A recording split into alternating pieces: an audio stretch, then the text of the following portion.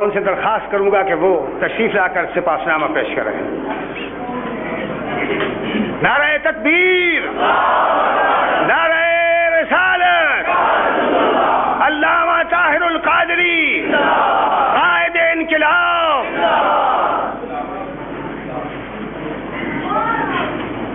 نحمدہ ونصلی علی رسولہ الکریم۔ بسم اللہ الرحمن الرحیم۔ بارگاہ رسالت میں عرض ہے، جہاں تک تو میری نگاہوں نے دیکھا یا رسول اللہ، جہاں تک تو میری نگاہوں نے دیکھا، تیرے حسن یکتا کا جلوہ ملا ہے۔ زمین سے فلک تک، فلک سے زمین تک، زمین سے فلک تک، فلک سے زمین تک، تیری ذات کے ماں سوا اور کیا ہے؟ آقا تیرے نام سے میری صبحیں بسی ہیں، تیرے نام سے میری شامیں رچی ہیں، تیرا نام لکھ کر قلم رکھ دیا ہے، تو ہی ابتدا ہے تو ہی انتہا ہے۔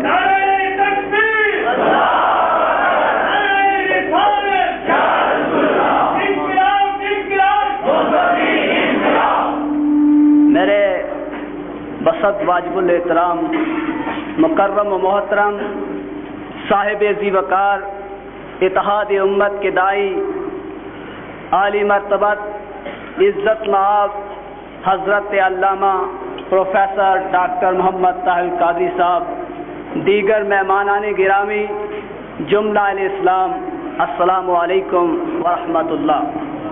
آج کا یہ مبارک دن ہمارے لیے باعث صد افتخار ہے کہ ہمارے محبوب قائد ہمارے درمیان جلوہ افروز ہیں۔ میں بحیثیت صدر ادارہ منہاج القرآن شہری تنظیم فتح جنگ اپنی طرف سے اور ادارہ حاضہ کے جملہ رفقاء اراکین و مخلصین نیز اہل فتح جنگ کی طرف سے جناب ڈاکٹر صاحب کو دل کی اتھاہ گہرائیوں سے خراج تحسین پیش کرتے ہوئے نہایت شکریہ کے ساتھ خوش آمدید کہتا ہوں۔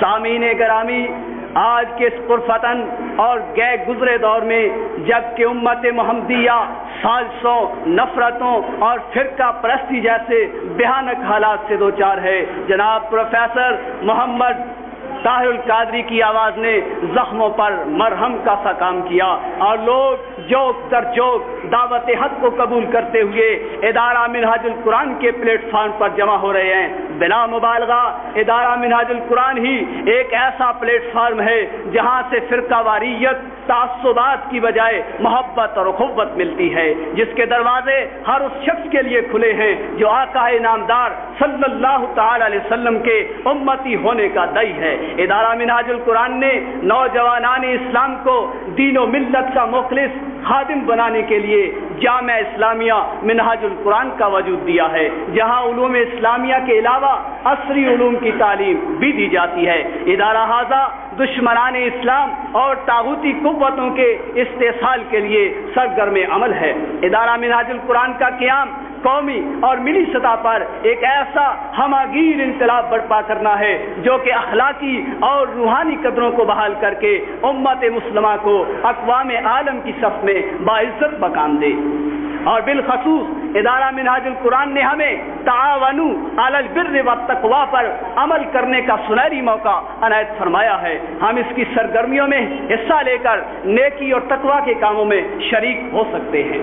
بفضل واجب الاحترام جناب پروفیسر صاحب، ادارہ منہاج القرآن شہری تنظیم فتح جنگ کا قیام 15 مئی سن 89 کو ضلعی صدر چودھری محمد اشرف خان صاحب کی زیر نگرانی بذریعہ انتخاب عمل میں آیا۔ الیکشن کے فوراً بعد دفتر کا اجرا ہوا، جس کا باقاعدہ افتتاح آج جناب کے دست مبارک سے ہو چکا ہے۔ لائبریری کا قیام ابھی باقی ہے، اس بارے میں ہم رجسٹریشن کے منتظر رہے۔ بلاخر جب ہم نے مرکز سے رابطہ قائم کیا تو وہاں سے معلوم ہوا کہ ہمارا الیکشن کا ریزلٹ ان تک نہیں پہنچا۔ بعد میں ہم نے دوبارہ الیکشن ریزلٹ ارسال کیا۔ بہرحال آپ کی نگاہ خاص سے لائبریری کا قیام بھی عمل میں آ جائے گا اور یقیناً بیش بہا اثرات مرتب ہوں گے۔ یہاں یہ بات قابل ذکر ہے کہ ہم رفقا و اراکین نے ماہانہ درس قرآن مجید کا سلسلہ قبل از تنظیم سازی ہی کر دیا تھا، جو کہ تاحال جاری ہے۔ ہمارا یہ پروگرام ادارہ کے دیگر پروگراموں کے معیار کے مطابق نہیں ہو سکا، اس میں کچھ مسائل، اور ایک وجہ تو پروگرام کی اطلاع کا تاخیر سے ملنا ہے۔ اس میں شک نہیں کہ فتح جنگ کی دھرتی بے حد زرخیز ہے، یہاں اکثر و بیشتر اشخاص ادارہ کے پروگرام سے متفق ہیں۔ میں آپ کو یقین دلاتا ہوں کہ انشاءاللہ تعالی ہم ادارہ کے مشن کو گھر گھر پہنچائیں گے۔ آخر میں جناب ڈاکٹر صاحب کی یہاں قدم رنجہ فرمانے کا ایک بار پھر صمیم قلب سے شکریہ ادا کرتا ہوں۔ والسلام۔ شاعر مشرق نے جس مومن کامل اور جس میر کارواں کا جو معیار مقرر کیا ہے بحمد اللہ، وہ جناب علامہ طاہر القادری کے موجود ہے اور آپ کے سامنے جلوہ فرما ہے، مجسمہ وہ تمام معیار اور پیمانہ موجود ہے۔ میں انہی الفاظ کے ساتھ آپ کو دعوت دیتا ہوں کہ ان لمحات کو سعادت بخشیں، ان لمحات آنے والے کو منور کریں، درس قرآن مقدس سے، ذکر مصطفی سے، ذکر خداوندی سے، اور ان کے آنے سے پیشتر ایک باذوق نعرہ لگائیں، اللہ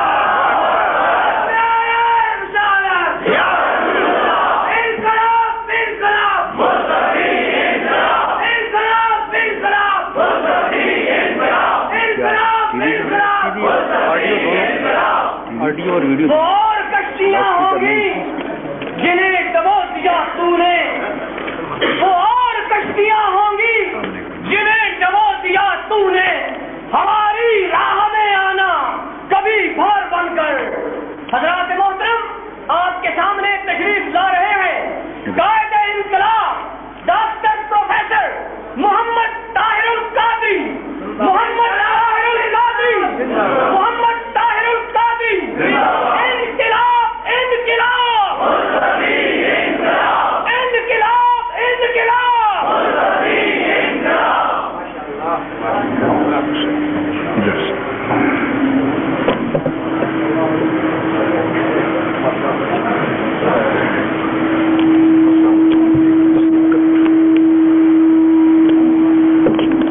بھئی یہ اس کو خراب کریں گے،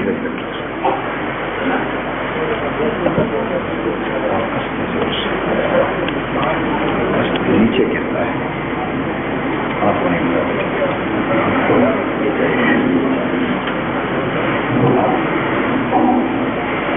زور سے کستا ہوں۔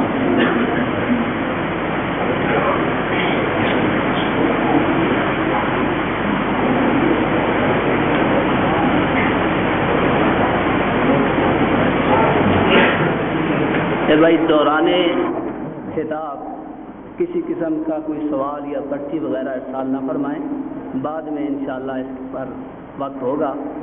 دوران خطاب بعد میں بھی کوئی نہیں ہے، اپنی پرچیاں دل میں رکھیں، اللہ آپ کو جواب عطا فرمائے۔ ماشاء اللہ ماشاء اللہ۔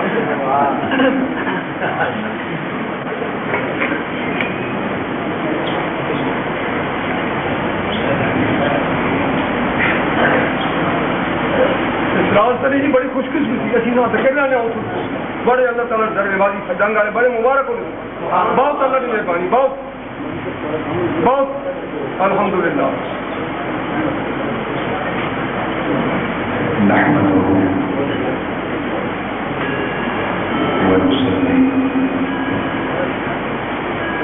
ونسلم على سيدنا مولانا محمد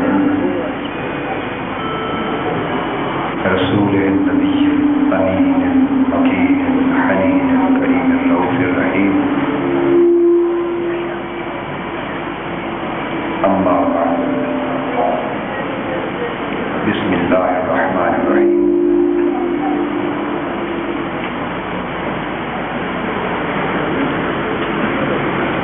محترم مشائخ و علماء کرام،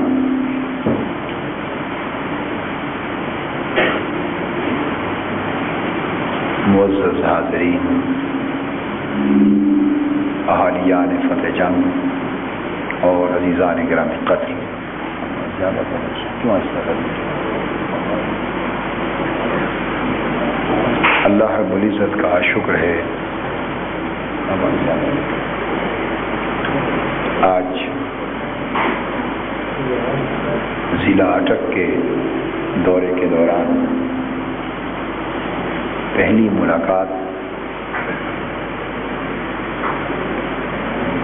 فتح جنگ کے نہایت ہی محبت کرنے والے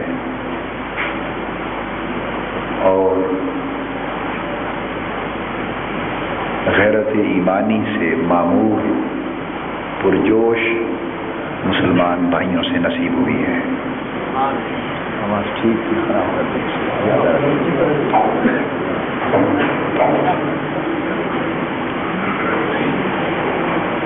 ادارہ منہاج القرآن فتح جنگ کے منتظمین نے، رفقاء و اراکین نے، شہری تنظیم نے جس اہتمام سے آج کی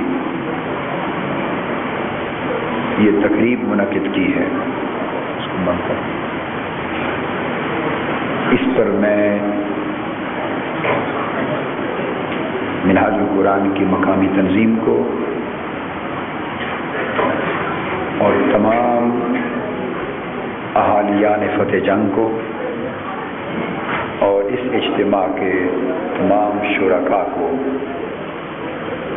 اپنے دل کی گہرائیوں سے مبارکباد پیش کرتا ہوں.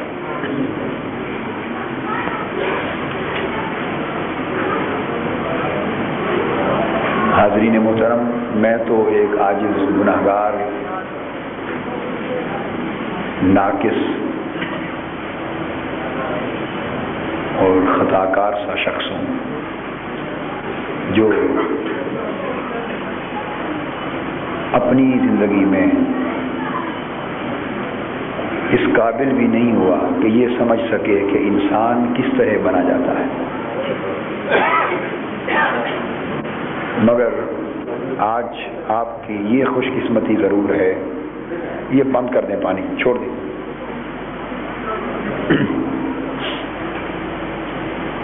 اس مجلس میں پیاس بجھانا نہیں بلکہ بڑھانا ہے. آپ کی یہ خوش قسمتی ضرور ہے کہ آج میرے ہمراہ حضرت محترم ڈاکٹر پیر خالد رضا زکوڑی صاحب، قبلہ پیر صاحب زکوڑی شریف ڈیرہ اسماعیل خان سے تشریف فرما ہے میرے دائیں ہاتھ. یہ پاکستان عوامی تحریک صوبہ سرحد کے صوبائی کنوینر بھی اور آپ کو معلوم ہے کہ یہ اس خانوادے کے چشم و چراغ ہیں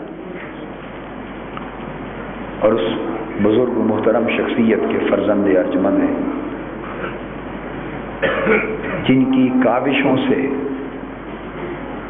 قائد اعظم علیہ رحمت کو صوبہ سرحد میں کامیابی نصیب ہوئی اور ریفرینڈم کے ذریعے صوبہ سرحد پاکستان کا حصہ بنا.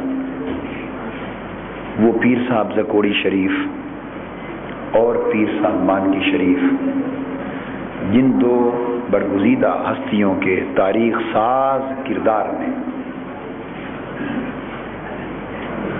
ان علاقوں میں تحریک پاکستان کے اندر جان بھر دی، ان کے والد محترم کا اور اس خانوادے کا مسلمانان ہند پر، اہل پاکستان پر اور اہل سرحد پر اتنا بڑا تاریخی احسان ہے جسے ہر دور میں زندہ حروف کے ساتھ لکھا جائے گا. تو یہ آج اس اجتماع میں ہمارے ساتھ تشریف فرما ہے. علاوہ ازیں آپ نے حضرت علامہ احمد علی قصوری صاحب کا خطاب بھی سنا. وہ منہاج القرآن علماء کونسل کے مرکزی معتمد اعلیٰ ہیں. ان کی دینی، علمی، ملی خدمات سے پوری قوم آگاہ ہے اور اس جہاد میں صبح و شام قدم بقدم میرے ساتھ اللہ اور اللہ کے رسول کے لیے وقف ہو کر شریک ہے. آپ نے محترم شاعر انقلاب مظفر وارسی صاحب کا ایمان افروز اور بلبلہ انگیز کلام سنا ہے.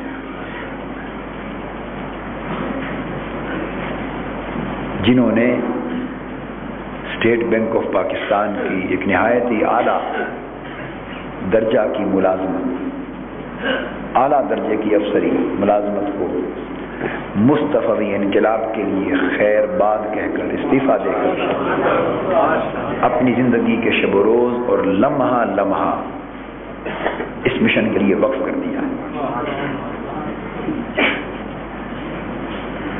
گویا یہ وفا کیشوں کی ٹیم ہے، ایثار والوں کی ٹیم ہے، اور منہاج القرآن کی تحریک سے جو جو وابستہ ہے وہ اللہ اور اللہ کے رسول کے لیے قربان ہونے کی خاطر وابستہ ہے. اور میں اللہ اور اللہ کے رسول کی خاطر اس مشن کے لیے سب وقف ہونے والوں کا ایک ادنا سا نوکر ہوں، اور حضور علیہ السلام کی امت کا جھاڑو دینے والا ہوں. قائد انقلاب حضرت پروفیسر ڈاکٹر طاہر القادری صاحب. حاضرین محترم، آج یہ تقریب جو تحریک منہاج القرآن کے زیر اہتمام منعقد ہوئی، اس کے انعقاد پر اس مسجد کی انتظامیہ کو، یہاں کے محترم خطیب صاحب کو، یہاں کی تنظیم کے صدر محترم کو اور حضرت علامہ صاحب کو، جنہوں نے کتنے فکر انگیز اور پرمغز اور ایمان پرور انداز کے ساتھ اس پیغام کو آپ کے سامنے رکھا ہے، اور میرے لیے وہ کلمات استعمال کیے کہ میں جن کے 1000ویں حصے کا بھی مستحق نہیں ہوں. یہ سب مبارکباد کے مستحق ہیں کہ انہوں نے آج مجھے اپنے ان بھائیوں سے ملاقات کا موقع فراہم کیا اور آپ کی زیارت نصیب ہوئی. میں تحریک منہاج القرآن کی مناسبت سے آج کی گفتگو میں یہ سمجھانا چاہتا ہوں کہ تحریک منہاج القرآن اور یہ مشن، اس کے اجزاء کیا ہیں، بنیادی اصول کیا ہے، یہ کن ستونوں پر قائم ہے. تحریک منہاج القرآن کی عمارت کن ستونوں پر قائم ہے، تحریک منہاج القرآن کا مشن کن اجزاء کے ملنے سے بنا ہے، اور تحریک منہاج القرآن کا پروگرام کن عناصر پر، کن اصولوں پر، کن ضابطوں پر منحصر ہے،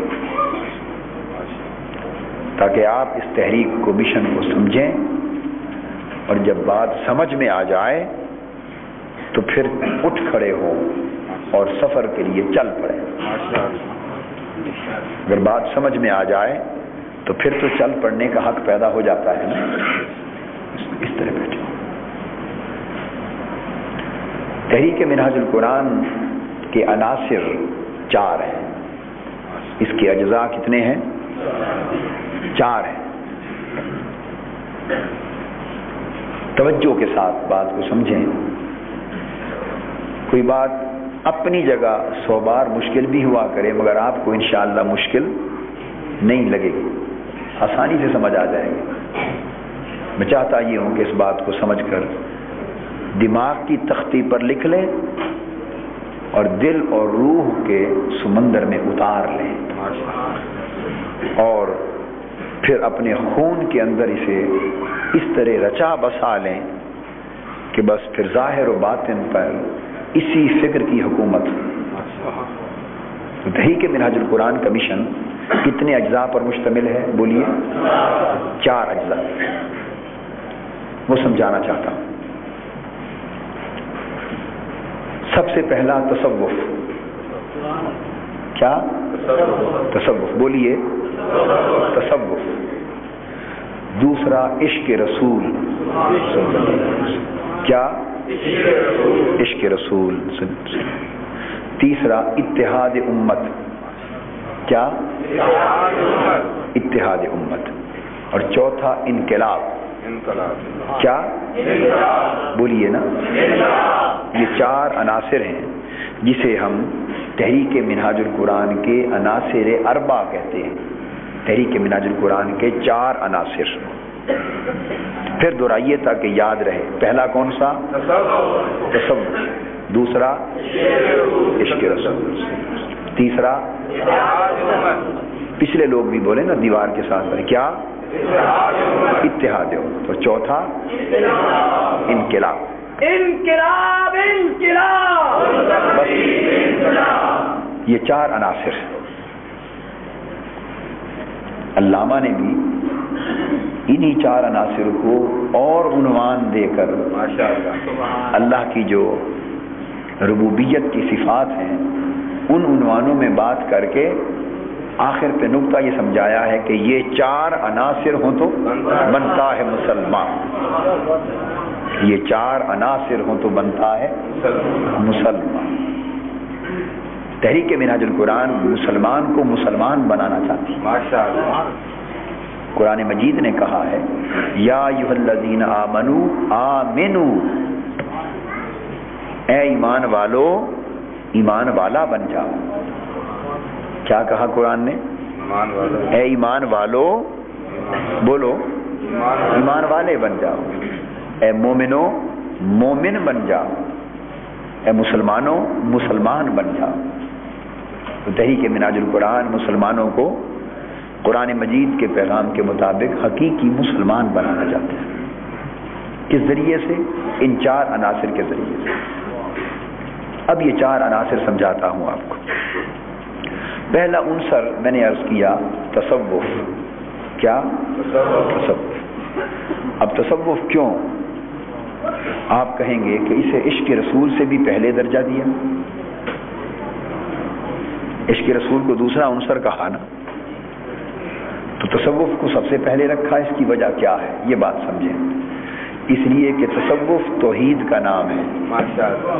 تصوف بولیے عملی اور حقیقی توحید کو تصوف کہتے ہیں.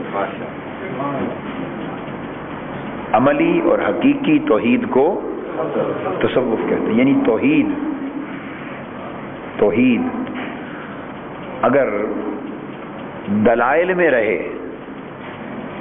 توحید اگر قال پر رہے، توحید اگر قال کہتے ہیں بولنا، زبان پر قال پر رہے تو عقیدہ ہے. کیا ہے؟ اور توحید اگر حال بن جائے تو تصوف. توحید اگر اوپر رہے زبان پر تو عقیدہ ہے، اور اگر اندر اتر جائے تو تصوف. تو تصوف کو پہلے درجے پہ اس لیے رکھا کہ یہ توحید ہے. یہ توحید. اب سمجھانا یہ چاہتا ہوں کہ سب سے پہلے ایک شخص کی اصلاح ہوتی ہے. کس کی؟ پہلے پورے معاشرے کی اصلاح کرتے ہیں یا ایک شخص کی اصلاح سے بات شروع ہوتی؟ بولیے نا. ایک شخص کی اصلاح سے بات شروع. تو ایک شخص کی اصلاح ہمارے نزدیک اس وقت تک نہیں ہو سکتی، اس معاشرے کے ایک ایک فرد کی، ایک ایک انسان کی اصلاح اس وقت تک نہیں ہو سکتی جب تک اس کے اندر توحید کا جو جوہر ہے، توحید کا جوہر اسے چمکایا نہ جائے. اسے چمکایا نہ جائے. توحید کا جوہر کیا ہے؟ بندے کا یہ احساس کہ میں بندہ ہوں اور میرا مالک اور خالق میرا رب ہے. میں بندہ ہوں اور میرا خالق و مالک میرا اللہ ہے. کیا؟ اللہ. یہ جو احساس بندگی ہے، اللہ کے بندہ ہونے کا احساس، یہ توحید کا جوہر ہے. یہ توحید کا جوہر ہے. یہ ہر ایک شخص میں موجود ہے مگر دھندلا گیا ہے. کیا؟ بولیے نا. دھندلا گیا ہے. اس پر گرد اور غبار چڑھ گیا ہے، میل کچیل چڑھ گئی، سیاہی کے دھبے لگ گئے ہیں گناہوں کی وجہ سے. مال و دولت کی محبت، کاروبار کی محبت، تجارت کی محبت، دنیا داری کی محبت، بیوی بچوں کی محبت، مکانوں کوٹھیوں کی محبت، زمین کی محبت، کرسی اقتدار کی محبت، وزارت عمارت کی محبت، یہ جو ساری دنیا کی محبتیں ہیں، انہوں نے گرد غبار اور میل کچیل چڑھا دیا ہے اس توحید کے جوہر پر۔ بندہ ہے تو اللہ کا، مگر عملاً بن گیا ہے پیسے کا بندہ۔ میری بات درست ہے یا نہیں؟ اللہ کا بندہ حقیقت میں مال و دولت کا بندہ بن گیا، وزارت اور عمارت کا بندہ بن گیا، کرسی کا بندہ بن گیا، حرص اور ہوس کا بندہ بن گیا، دنیا کے لالچ کا بندہ بن گیا۔ اس لیے یہ جوہر دھندلا گیا ہے۔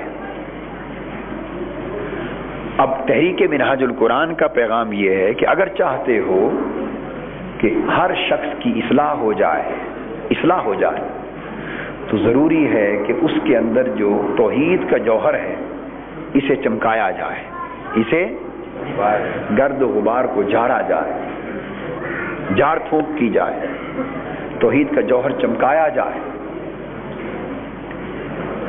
اور یہ توحید کا جوہر کیسے چمکے گا؟ توحید کا جوہر کیسے چمکے گا؟ یہ چمکے گا اگر بندے کا اللہ سے تعلق جڑ جائے۔ اگر بندے کا اللہ سے تعلق جڑ جائے تو توحید کا جوہر چمک جائے گا، اور توحید کا جوہر چمک جائے گا تو بندہ سنور جائے گا۔ تو تعلق باللہ قائم کرنا یہ تحریک منہاج القرآن کا پہلا قاعدہ ہے، پہلا اصول ہے کہ ہر بندہ ہے تو اللہ کا بندہ، مگر اس کا تعلق کٹ گیا ہے، اس کا تعلق کٹ گیا۔ یہ بلب جل رہے ہیں تو بلب، ان کے اندر تار بھی ہے، باہر تار بھی ہے، سوئچ بھی لگا ہوا ہے مگر plug of, switch off, plug لگا ہوا ہے مگر سوئچ آف ہے، اوپر ہے۔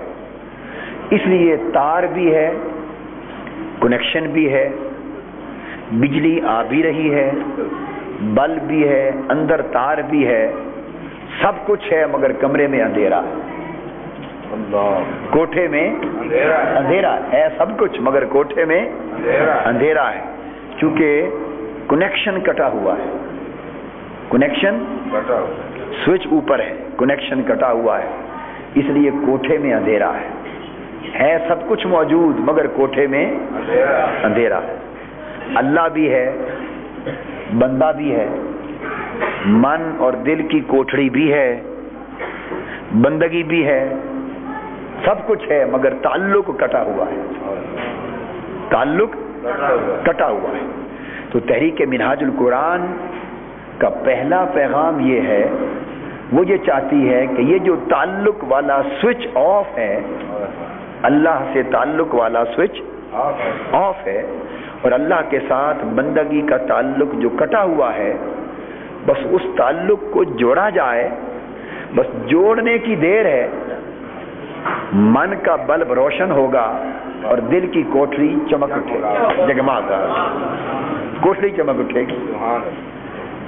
تو تحریک منہاج القرآن ہر بندے کو سب سے پہلے یہ پیغام دیتی ہے کہ وہ بندے، تو نے جس طرح گھر کے کوٹھے چمکا رکھے ہیں، گھر کے کوٹھے چمکائے ہیں کہ نہیں؟ بلبوں سے، ٹیوبوں سے، اور بڑے بڑے کمکموں سے اور فانوسوں سے گھر کے کوٹھے چمکا رکھے ہیں نا؟ تو تحریک منہاج القرآن کہتی ہے وہ بندے ذرا دل والی کوٹھڑی بھی چمکا لے، اندر والی کوٹھڑی بھی چمکا لے، دیکھ ایک فانوس یہاں بھی ہے، دل والا فانوس ہے، وہ چمکنے کو تیار ہے مگر تو تعلق کاٹا ہوا ہے، اس کو جوڑ دے۔ تو تحریک منہاج القرآن بندے کا تعلق اللہ سے جوڑ کر اندر کی کوٹھڑی کو روشن کرنا چاہتا ہے۔ یہ تعلق قائم ہوگا اللہ کے ذکر سے، یہ تعلق قائم ہوگا اللہ کے ذکر سے اور اللہ والوں کی صحبت سے۔ یہ تعلق کیسے قائم ہوگا؟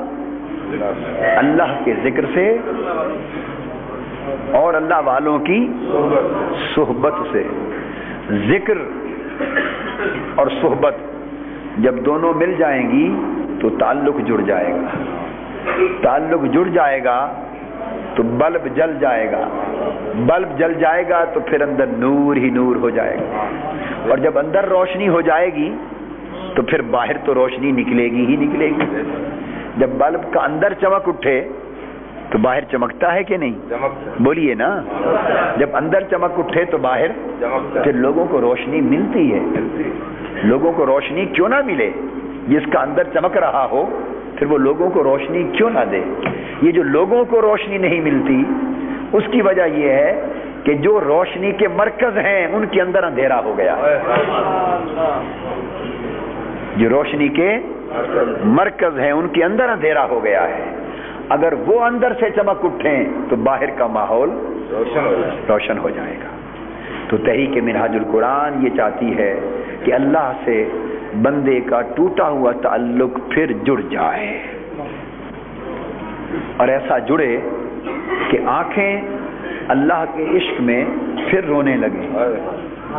اللہ کے عشق میں پھر رونے لگیں اور دل کی ہنڈیا اللہ کی یاد میں پھر کھولنے لگے. پھر ابال آ جائے, سینے میں درد کی ٹیسیں اٹھنے لگیں, آنکھوں سے آنسو برسنے لگیں, مصلے پھر آباد ہو جائیں, راتیں پھر روشن ہو جائیں, اور اس طرح اللہ سے تعلق جڑے کہ بندہ نہ پیسے کا بندہ رہے, نہ مال و زر کا بندہ رہے, نہ دنیا اور وزارت کا بندہ رہے, بلکہ بندہ صرف اللہ کا بندہ ہو جائے. اور میں بتا دوں, جب بندہ اللہ کا بندہ ہو جائے تو پھر وہ جس چیز کے پیچھے پھرتا ہے وہ ساری چیزیں ہاتھ باندھ کے اس کے پیچھے پھرنے لگے. بندہ اللہ کا بندہ ہو جائے تو وہ وزراء کے پیچھے پھرتا ہے نا, بولیے, وزیروں کے پیچھے پھرتا ہے یا نہیں؟ اس لیے پھرتا ہے, میں بتا دینا چاہتا ہوں کہ وہ بندہ نہیں بنا اللہ کا. چونکہ اللہ کا بندہ نہیں بنا تو اسے بادشاہوں کے پیچھے پھرنا پڑتا ہے, وزیروں کے پیچھے پھرنا پڑتا ہے, مالداروں کے پیچھے پھرنا پڑتا ہے. اور اگر وہ بندہ اللہ کا بن جائے تو مالدار اس کے پیچھے پھریں, وزیر اس کے پیچھے پھریں, بادشاہ اس کا طواف کریں. وہ بندہ اللہ کا ہو جائے تو دنیا اس کی ہو جائے. علامہ کہتے ہیں کہ مومن کی یہ پہچان, کافر کی یہ پہچان کہ آفاق میں گم ہے. کافر اسے کہتے ہیں کہ وہ دنیا کے پیچھے مارا مارا پھرتا ہے, اور مومن کی یہ پہچان کہ گم اس میں ہے آفاق. اور بندہ مومن ہو جائے تو دنیا اس کے پیچھے ماری ماری پھرتی, دنیا اس کے پیچھے ماری ماری پھرتی. حضرت امام احمد بن حنبل رحمۃ اللہ علیہ, ان کے زمانے میں ایک عاشق تھا, ایک درد والا تھا, ایک اللہ سے شناسائی معرفت والا فقیر تھا, درویش تھا, مستوار تھا. اس کا نام تھا حضرت بشر حافی. کیا نام تھا؟ بشر حافی. اور اللہ سے عشق اور محبت کا عالم یہ تھا, وہ کہتا تھا یہ زمین اللہ کا فرش ہے, اس پر جوتے نہیں پہنتا تھا وہ مستوار, ننگے پاؤں پہ. یہ اپنا اپنا حال ہے, اپنا اپنا خیال. ننگے پاؤں زمین پر پھرتا بغداد کے شہر میں. ساری دنیا مشرق سے مغرب تک سے چل کر شریعت پوچھنے کے لیے حضرت امام احمد بن حنبل کے پاس آتی. ساری دنیا شریعت کے مسائل پوچھنے کے لیے کہاں آتی؟ حضرت امام احمد بن حنبل کے پاس آتی. اور جب آتے تو پتہ چلتا کہ وہ حضرت بشر حافی کے پاس گئے. لوگ احمد بن حنبل کے پیچھے پھرتے, وہ بشر حافی کے پیچھے پھرتے, ننگے پاؤں والے مستوار کے پیچھے. لوگوں نے پوچھا حضرت امام احمد بن حنبل سے کہ حضرت, ساری دنیا میں اس وقت شریعت کو جاننے والا آپ سے بہتر کوئی نہیں, ہم آپ کے پاس آتے ہیں, آپ بشر حافی کے پیچھے پھرتے ہوتے ہیں, یہ ماجرا کیا ہے؟ آپ نے فرمایا, لوگوں, آپ شریعت جاننا چاہتے ہیں, آپ کی ضرورت کیا ہے؟ شریعت کو جاننا چاہتے ہیں. کچھ تو میری بھی ضرورت ہوگی نا. ہر کوئی ضرورت کے پیچھے مارا مارا پھرتا ہے.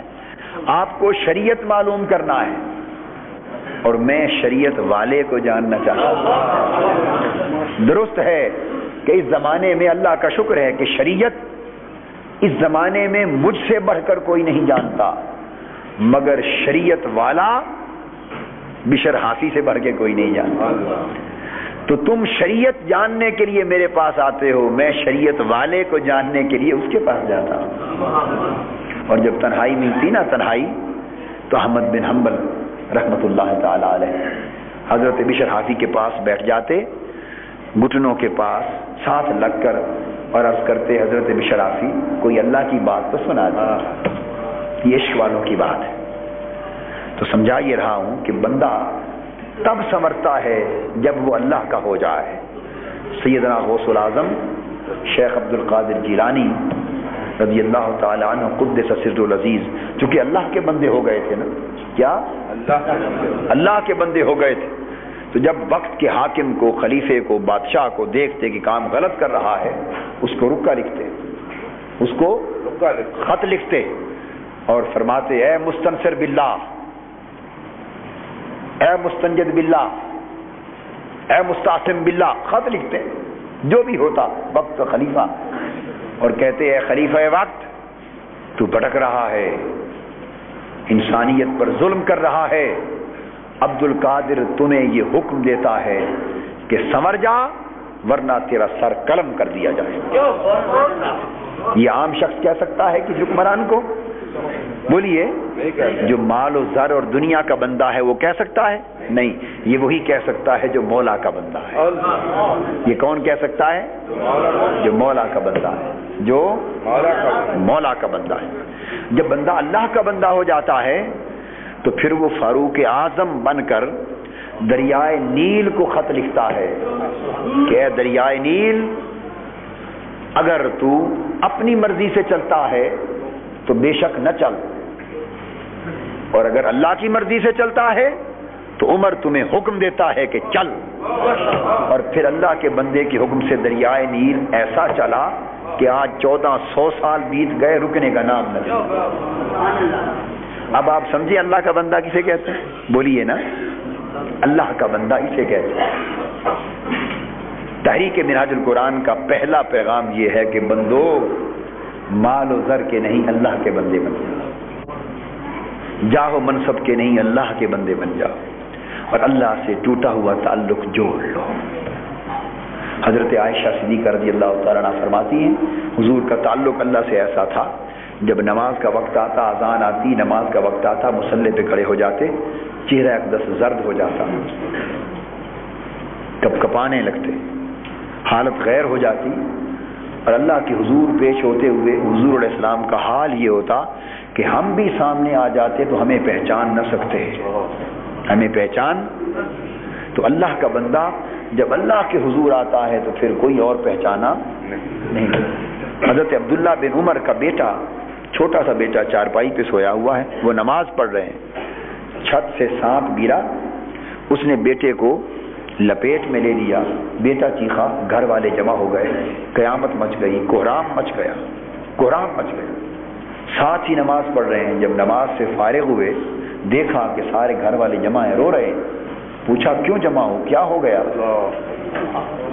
انہوں نے کہا آپ نے نہیں دیکھا، اتنی شور مچا، کوہرام مچا، سانپ آپ کے بیٹے کو کھا رہا تھا، تو آپ نے دیکھا نہیں کہ کیا ہوا، ہم سے پوچھتے ہیں؟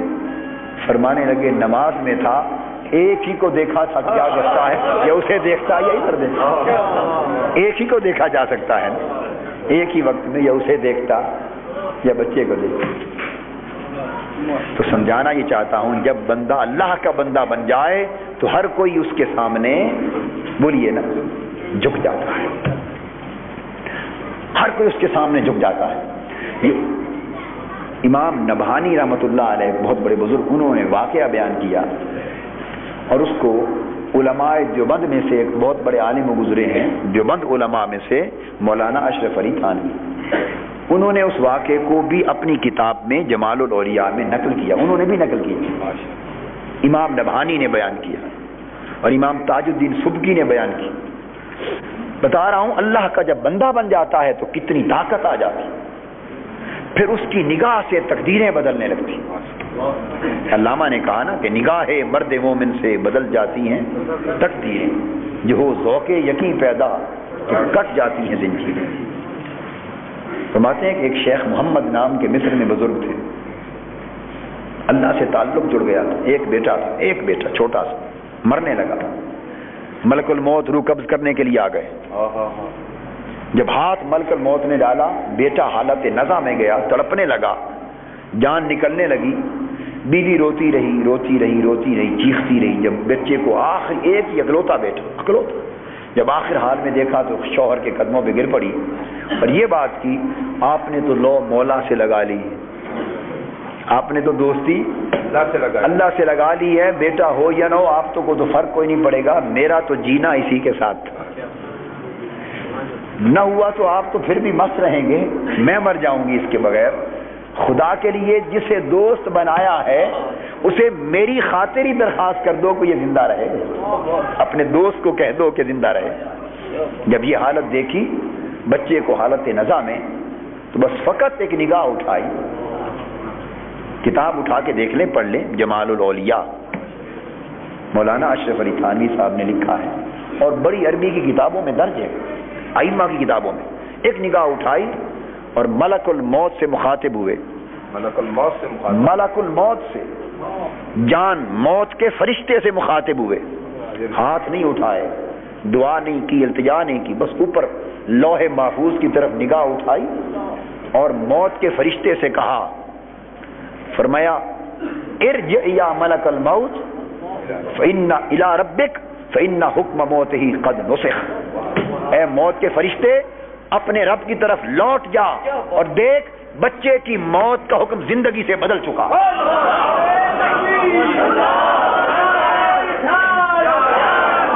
اس کی موت منسوخ ہو چکی ہے. تو سمجھانا یہ چاہتا تھا کہ بندہ اللہ کا ہو جائے تو کیا خبر کہ پھر وہ کیا ہو جاتا ہے، کیا خبر کہ وہ کیا ہو جاتا ہے. تو تحریک منہاج القرآن کا پہلا پیغام سن لو کہ اللہ کے ہو جاؤ. اب اس جملے کو ذرا محبت سے دہراؤ نا، میرا دل بھی ٹھنڈا ہو کہ اللہ کے ہو جاؤ. ہائے ہائے ہائے، مزہ نہیں آیا؟ کہو نا تحریک منہاج القرآن کیا چاہتی ہے کہ لوگوں ہائے ہائے ہائے اللہ کے ہو جاؤ. کیا اللہ کے ہو جاؤ، پھر اللہ کی ساری خدائی تمہاری ہو جائے، ساری خدائی تمہاری ہو جائے. عرش سے فرش تک کائنات تمہاری ہو جائے گی، فرشتے بھی تمہارے ہو جائیں گے، فرشتے بھی تمہارے ہو جائیں گے. رب ذوالجلال کی عزت کی قسم، صحیح مسلم میں حدیث آتی، تم اللہ کے ہو جاؤ تو کیا ہوگا؟ تم راستوں گلیوں بازاروں میں چلو گے، فرشتے گلیوں بازاروں کے دونوں کنارے تمہاری زیارت کرنے کے لیے کھڑے ہوں گے.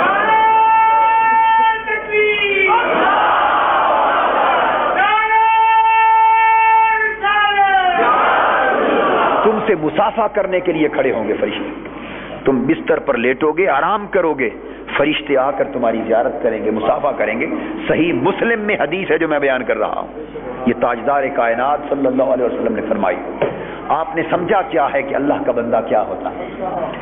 تو تحریک منہاج القرآن یہ بھولا ہوا سبق یاد دلانا چاہتی، یہ سبق جو بھول گئے اسے یاد دلانا چاہتی ہے کہ اللہ کے ہو جاؤ. اب یہ نقطہ سمجھ گئے؟ بولیے نا. اب دوسرا نقطہ کیا؟ عشق رسول. اب یہ نوجوان نسل بھٹک گئی ہے کہ نہیں بھٹکی؟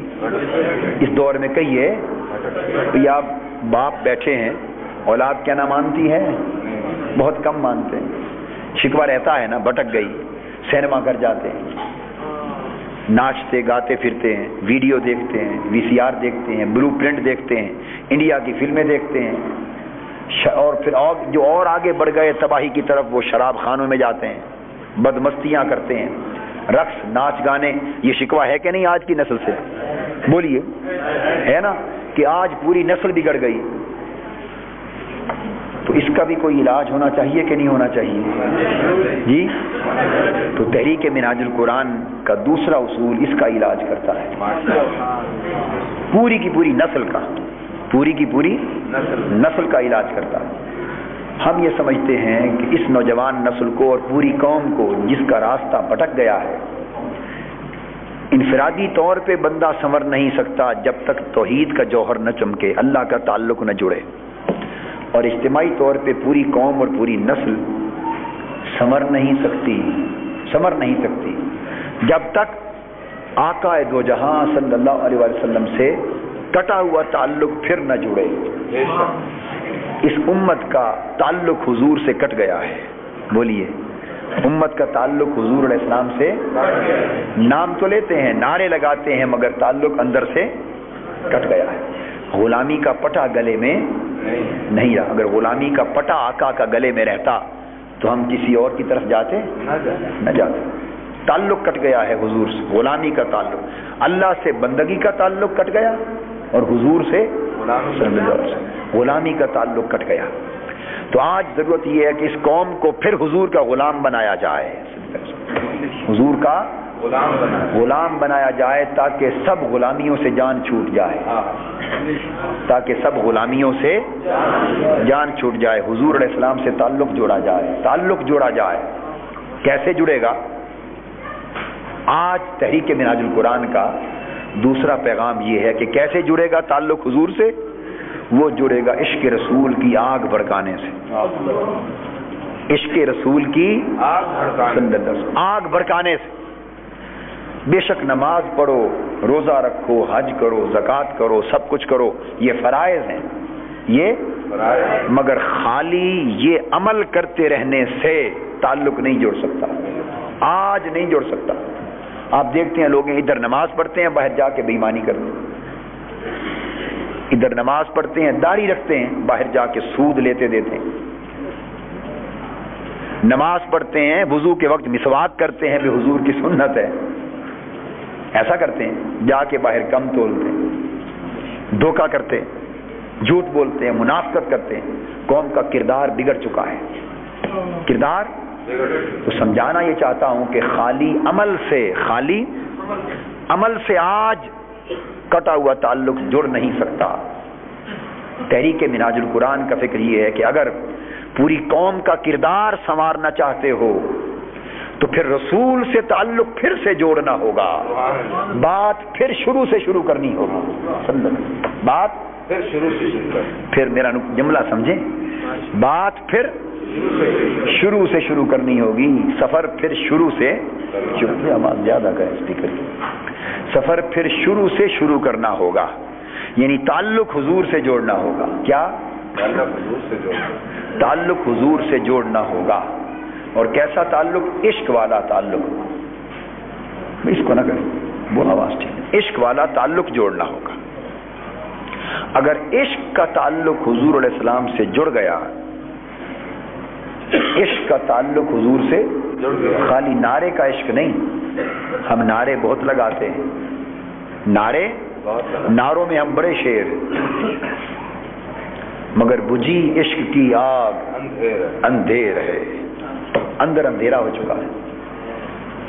میں نہ نعروں کی بات کر رہا ہوں، نہ خالی عمل کی بات کر رہا ہوں، نہ خالی تبلیغوں کی بات کر رہا ہوں، نہ خالی مسئلے مسائل کی بات کر رہا ہوں، نہ خالی بازوں کی بات کر رہا ہوں۔ سمجھیں کہ میں کیا بات کر رہا ہوں۔ میں یہ کہہ رہا ہوں کہ آج اگر قوم کو اجتماعی طور پہ سنوارنا چاہتے ہیں تو اندر عشق رسول کا بامبر جلانا، عشق رسول کا بامبر جلانا ہے، الاؤ جلانا ہے، آگ لگانی۔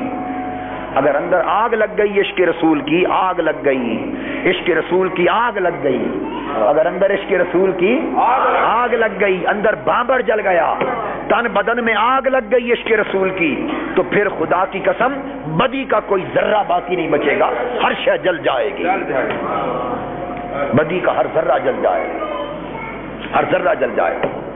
اور یہ نوجوان نسل، اسے آپ لکھ لیں، لکھنا کیا ہے آپ کو تو دیکھتے ہوئے سال ہا سال بیت گئے، سب علماء گواہ، والدین گواہ، اساتذہ گواہ، پوری قوم گواہ، پورا معاشرہ گواہ۔ کیا فتوے کے زور سے نوجوان سیدھے راستے کی طرف آ گئے؟ بولیے، کیا مسجدوں کے وعظ سن سن کر واپس آ گئے؟ بولیے، کیا تقریریں سن سن کر واپس آ گئے؟ کیا کتابیں لکھی تبلیغ کی، واپس آ گئے؟ کیا جہنم اور دوزخ کے ڈر سنائے، واپس آ گئے؟ کیا انہیں کافر کہا، بے ایمان کہا، لعنتی کہا، گھروں سے نکالا، واپس آ گئے؟ جتنے حربے تمہارے پاس تھے، میرا نقطہ سمجھنے کی کوشش کریں، جتنے حربے تمہارے پاس تھے سنوارنے کے، لوگوں، جماعتوں، تنظیموں، تحریکوں، مبلغوں، عالموں، واعظوں، جتنے حربے تمہارے پاس تھے بھٹکی ہوئی نوجوان نسل کو واپس لانے کے، تم نے استعمال کیے، کیا یہ نوجوان نسل واپس آ گئی؟ نہیں آ گئی۔ اب اپنے حربے چھوڑو، اب ایک بات ہماری بھی مان کے ایک بات اب ہماری مان کے دیکھ لو، ہم نے یہ نسخہ استعمال کیا ہے، خدا کی قسم جسے نسخہ دیا ہے وہی علاج کے ساتھ صحت یاب ہو گیا ہے۔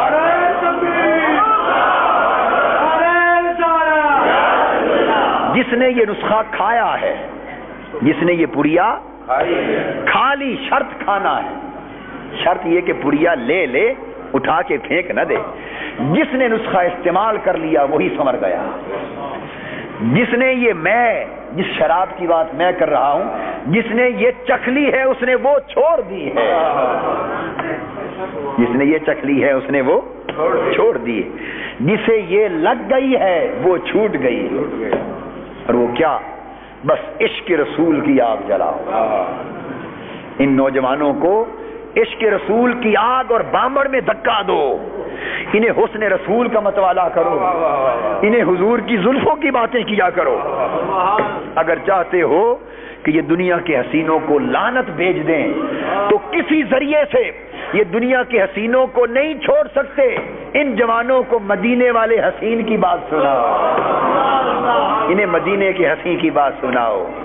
یہ چاہتے ہو کہ یہ جو دنیا کی جھوٹی زلفوں کے پیچھے مارے مارے پھرتے ہیں، انہیں کوئی نہیں چھڑا سکتا ان زلفوں سے، زلف رسول کی بات کرو، کنڈل والی زلفوں کی بات کرو، کنڈل والی زلفوں کی بات کرو، چہرہ مصطفیٰ دکھاؤ، حضور کے حسن و جمال کی بات کرو، حضور کے پیار کی بات کرو، حضور کی محبت کی بات کرو، وہ تیلی لگاؤ، وہ آگ جلاؤ۔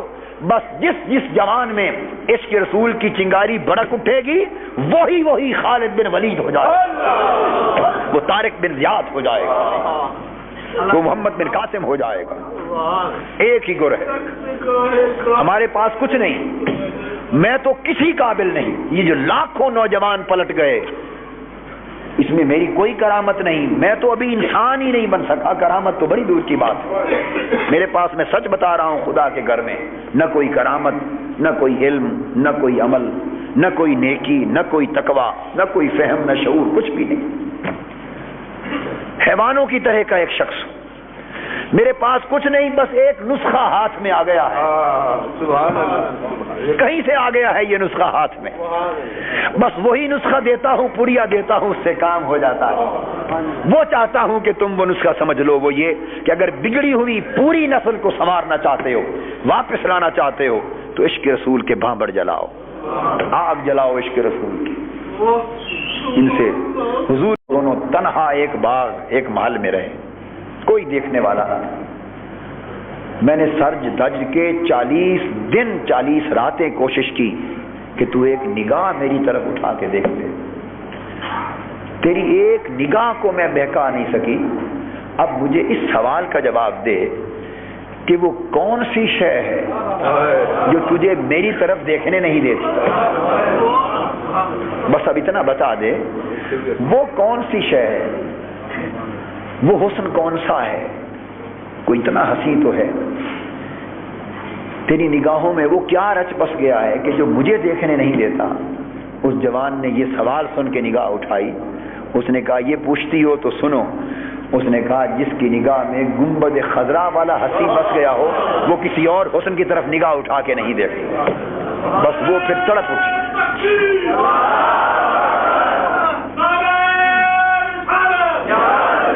وہ تڑپ اٹھی، اس نے کہا اب مجھے بھی اسی حسین کا متوالا کر لے۔ اس نے کلمہ پڑھایا، مسلمان ہو گئی۔ اس نے والد کو پیغام بھیجا، ابا جان مبارک ہو، آپ کی بیٹی کامیاب ہو گئی۔ ریاست میں شامیانے خوشیوں کے شادیانے بجنے لگے، دھوم دھام ہوئی، لائٹنگ ہوئی، تقریب ہونے لگی کہ آج بیٹی کامیاب ہو گئی۔ اس جوان کو اپنا کر کے، یہ معلوم نہیں کہ وہ تو خود اس کی ہو گئی، اپنا کر کے لا رہی ہے، آج جوان عیسائی ہو گیا ہے، خوشیاں۔ اس نے کہا ہمیں 2 گھوڑے دیے جائیں، میں پہلے دور ہم سیر پر جائیں گے۔ بادشاہ وقت نے خوشی کے ساتھ تیز رفتار گھوڑے دے دیے، وہ دونوں سیر پہ روانہ ہو گئے۔ سیر پر کیا، اس نے کہا مدینے لے چلو، ہائے ہائے ہائے، مدینے لے چلو، نکل پڑے۔ ساری رات سفر کیا، ادھر وہ انتظار میں، ادھر یہ مدینے کو تکنے کے انتظار میں۔ سفر کرتے کرتے جب صبح طلوع ہونے کے قریب آئی تو سامنے گرد اٹھا، گھوڑوں کی ٹاپوں کی آواز آئی، گرد اٹھی، آگے آگے آئی، یہ حیر پریشان ہوئی۔ اس نے سمجھا کہ ان کو پتہ چل گیا، باپ کو اور بادشاہ کو، شاید اس نے فوج بھیجی ہے ہمیں گرفتار کرنے کے لیے۔ یہ گھبرائی، اس نے کہا کہ فوج آئی ہے گرفتار کرنے کے لیے۔ اس نے کہا پرواہ نہیں، جو پہلے گرفتار ہو چکے ہیں انہیں پھر گرفتاریوں کا ڈر نہیں ہوتا، جو آئے گا دیکھا جائے گا۔ 2 نقاب پوش، ایک نقاب پوش گھوڑے سوار سامنے آ گیا، پیچھے لشکر۔ اس نے گھوڑا روکا، رک گیا، چہرے پر نقاب تھا۔ اب اس نے تلوار نکالی اور پوچھا کون؟ اس نے چہرے سے نقاب پلٹا تو اس کا وہ بھائی تھا جو شہید ہو گیا۔ اس نے پوچھا بھائی کیسے آئے ہو؟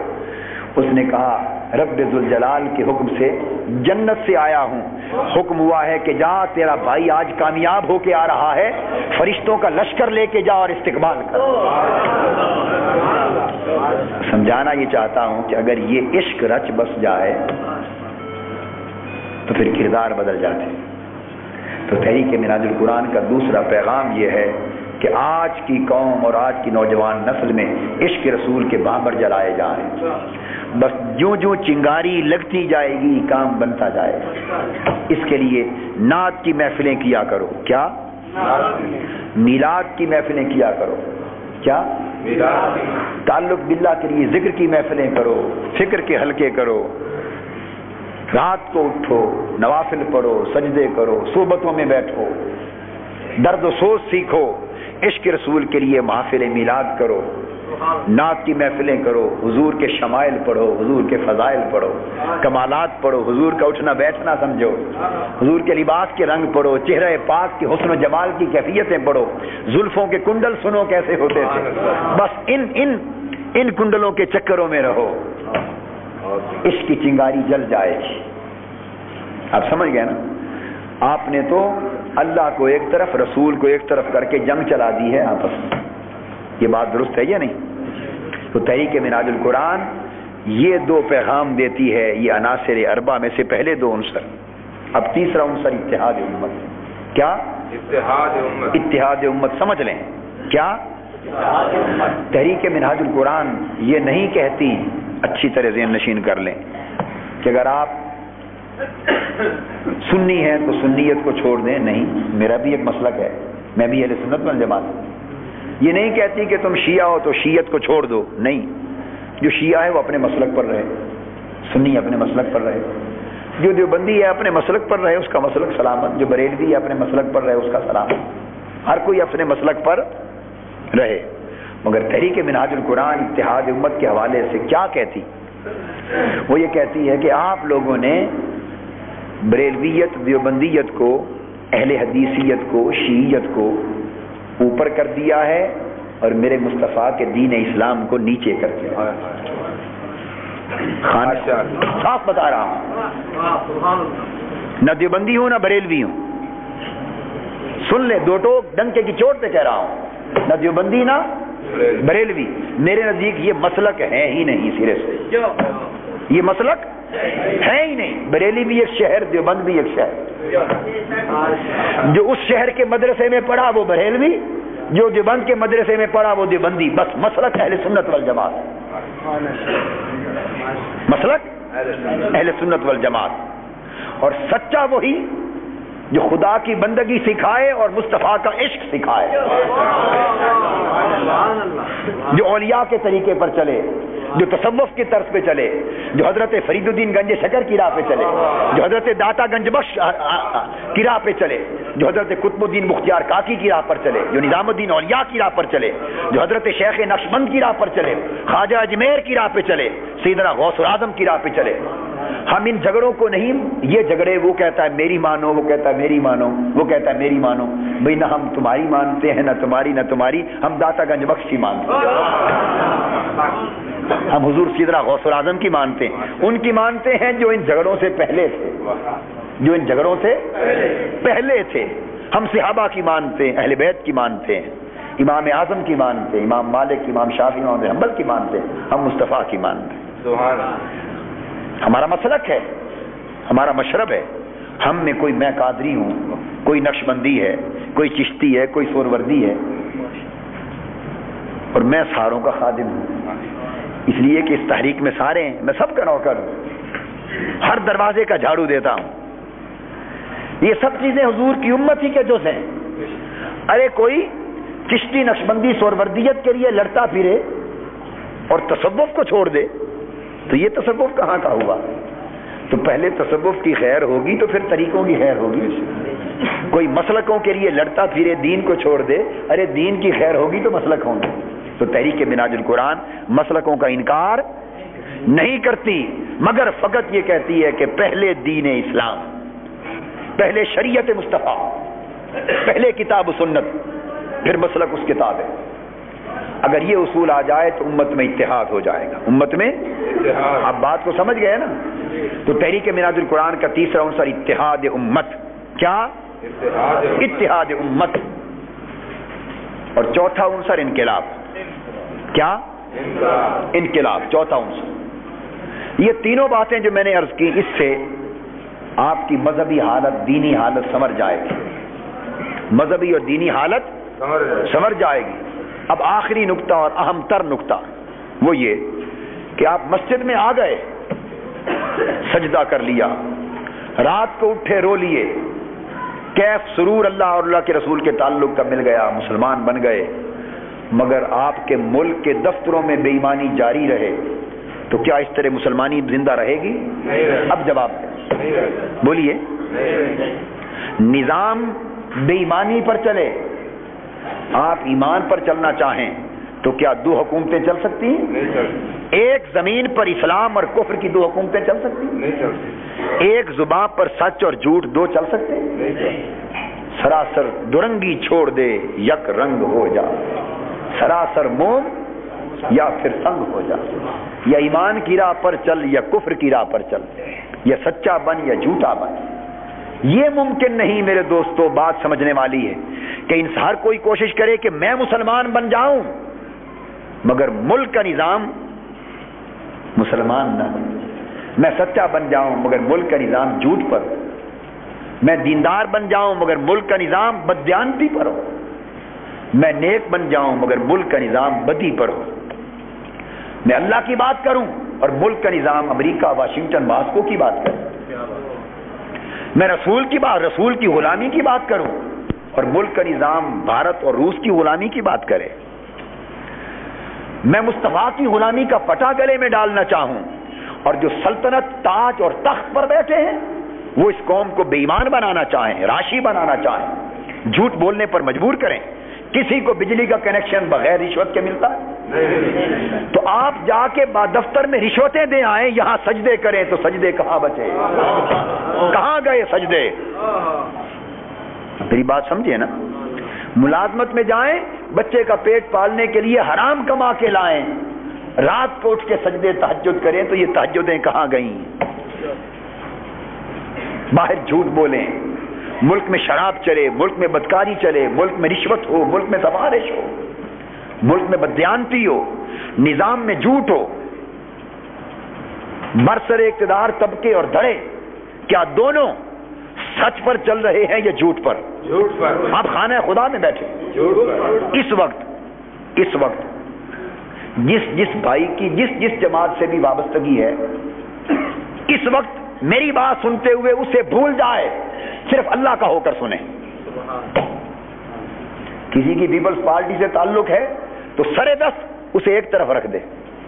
جس کا جمہوری اتحاد سے تعلق ہے سر دست اس کو ایک طرف رکھ دے, صرف اللہ رسول والا تعلق ذہن میں رکھ کے میری بات سنیں, صرف مسلمان ہو کر بات سنیں. اب سوال کرتا ہوں, ایمان سے کہیے, دونوں سچ پر چل رہے ہیں یا جھوٹ پر؟ دونوں امانت اور دیانت کی راہ پر چل رہے ہیں یا بد دیانتی پر؟ دونوں سچی مسلمانی ملک میں لا رہے ہیں یا دجل اور فریب اور دھوکہ کر رہے ہیں؟ تو تحریک منہاج القرآن یہ چوتھا عنصر سمجھا رہا ہوں, انقلاب کیوں چاہتی, انقلاب کیوں چاہتی. آپ ایک کمرہ ہو, کمرے کے اندر تو گلاب کے پھولوں کے ڈھیر لگا دیں اور اس کمرے کے ارد گرد سارا گھر گندگی کے ڈھیروں سے ہٹا پڑا ہو, تو اس کمرے میں خوشبو ملے گی؟ ملے گی؟ وہ گلاب کے پھولوں کا ڈھیر بھی رائگاں جائے گا. باطل کے اقتدار میں تقویٰ کی آرزو, باطل کے اقتدار میں تقویٰ کی آرزو ہے کیا ہنسی فریب جو کھائے ہوئے ہیں ہم.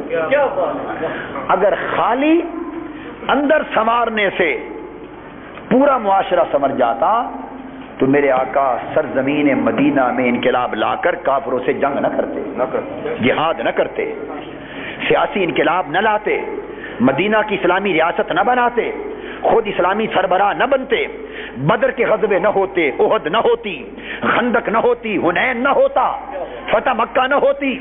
ارے مصطفیٰ کا اگر محض تبلیغ سے حالات سنور جاتے تو میرے آقا مسجدوں میں رہتے, اللہ اللہ کا سبق دیتے. وہ جنگ کے میدان میں کیوں آ گئے تلواریں لے کر, تلواریں لے کر کیوں آ گئے؟ کمانڈر بھیج رہے ہیں, فوجیں بنا رہے ہیں, جنگ لڑ رہے ہیں. تو سمجھانا مقصود یہ تھا کہ لوگوں یہ پہلے جو 3 کام ہیں یہ اندر سنوارنے کے لیے, مگر خالی اندر سنورتا رہے باہر گندا رہے تو اندر بھی گندا ہو جاتا ہے. تو چوتھا عنصر انقلاب کا تھا. تو تحریک منہاج القرآن کے پلیٹ فارم پر تعلق باللہ قائم کیا, تعلق بالرسول قائم کیا, امت کو اتحاد کی دعوت دی, 3 کاموں کے لیے ادارہ منہاج القرآن بنایا, 3 کاموں کے لیے ادارہ منہاج القرآن بنایا. اب ضرورت اس امر کی تھی کہ جو صفائی اندر ہے وہ باہر بھی ہو, جو من میں انقلاب آیا ہے وہ زمین پہ انقلاب آئے, ملک کا نظام بھی مسلمان ہو, سلطنت بھی مسلمان ہو, حکومت مسلمان ہو, عدالتیں مسلمان ہوں, سیاست مسلمان ہو, دفتر مسلمان ہو, ہر طرف مسلمانی نظر آئے, ایمان نظر آئے. غریب جسے حضور نے فرمایا تھا کہ اسلام غریبوں میں رہے گا, آج غریب چھوڑ گئے کہ نہیں؟ اسلام کے نام پہ غریب ووٹ دیتا ہے؟ بولیے, اسلام کے نام پہ غریب ووٹ دیتا ہے؟ چند ایک کو چھوڑ کر اکثریت غریبوں کی ووٹ دیتی ہے اسلام کو. کیوں نہیں دیتی؟ اس لیے کہ جس کے پیٹ میں روٹی نہ ملے وہ خالی اسلام اسلام کے نعروں سے کیا بنتا ہے. ضرورت اس امر کی ہے کہ اب 4تھے درجے پر انقلاب لایا جائے. کیا؟ تو تحریک منہاج القرآن نے 3 عناصر کو پورا کرنے کے بعد اب انقلاب کی طرف قدم اٹھایا.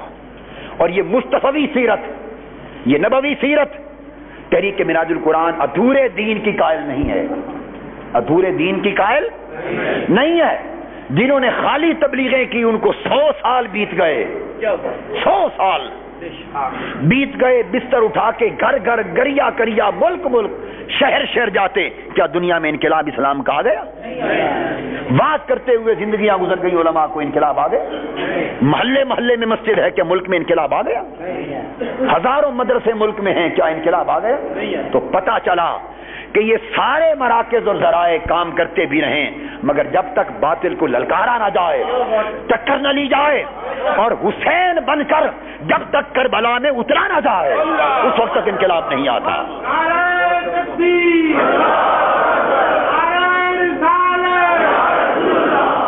یعنی حسین بننے سے میری مراد سیرت حسین پر پیروی کر کے, اسوہ حسین کی غلامی اختیار کر کے, حسین کی راہ پر چل کر, حسین کی ندا پر لبیک کہتے ہوئے, امام حسین کا پٹا گلے میں ڈالتے ہوئے, جب تک یزید وقت کے یزیدوں کو للکارا نہ جائے, وقت کے نئے کربلا بپا نہ کیے جائیں, فرات کے کنارے جب تک پھر رنگی نہ ہو, جب تک علی اکبر اور علی اصغر کی طرح جوان قربان نہ ہو جائے, اس وقت تک انقلاب نہیں آتا.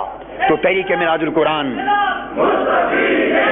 تحریک منہاج القرآن ان مرحلوں کو عبور کرتے کرتے اب مصطفی سیرت پر، اب حسینی سیرت پر اگر اس سیاسی انقلاب کے بغیر اسلام زندہ ہوتا تو عمر ابو بکر کبھی خلافت اور حکومت کے تخت پر نہ بیٹھتے. اگر اس راہ کے بغیر اسلام زندہ ہوتا تو عمر صرف حجروں میں بیٹھ کے اللہ اللہ کی دعوت دیتے، تخت پر نہ بیٹھتے. اگر اس کے بغیر اسلام زندہ ہوتا تو عثمان مسجد میں اللہ اللہ کا درس دیتے، تخت پر نہ بیٹھتے. اور علی شیر خدا جو فقیر باصفا تھا، ہائے ہائے ہائے، وہ کبھی تخت پر نہ بیٹھتے.